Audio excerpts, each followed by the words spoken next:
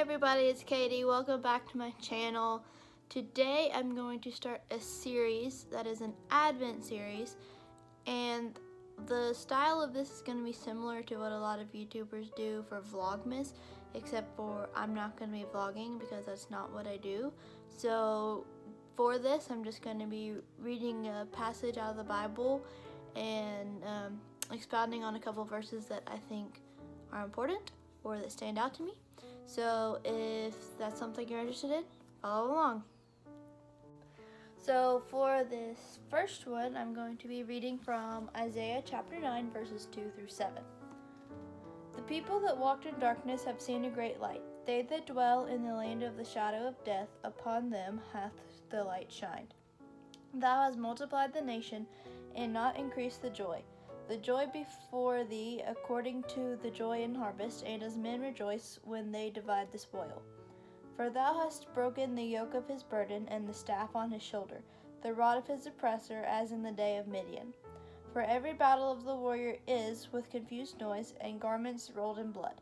But this shall be with burning and fuel of fire. For unto us a child is born, unto us a son is given, and the government shall be upon his shoulder, and his name shall be called Wonderful, Counsellor, the Mighty God, the Everlasting Father, the Prince of Peace. Of the increase of his government and peace there shall be no end, upon the throne of David, and upon his kingdom, to order it and to establish it with judgment and with justice from henceforth even for forever. The zeal of the Lord of hosts will perform this. The first verse that stands out to me here is verse 2. The people that walked in darkness have seen a great light. They that dwell in the land of the shadow of death, upon them hath the light shined. That first part really stands out to me because that light that they saw, yes, it was actually the star, but it symbolized the coming of Jesus. Like, Jesus is the light of the world, and the star was just one of the first symbols of that, and I just love that. Also, verse 6.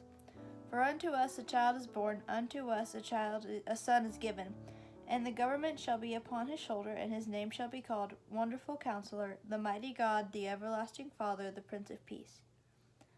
The Mighty God, the Everlasting Father, the Prince of Peace.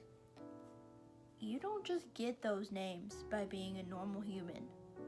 Like, there's something so wonderful about Jesus that they call him the Wonderful Counselor and the Everlasting Father.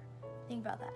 Everlasting. That means never ending. He's always going to be there. And that's something I think a lot of us can find comfort in.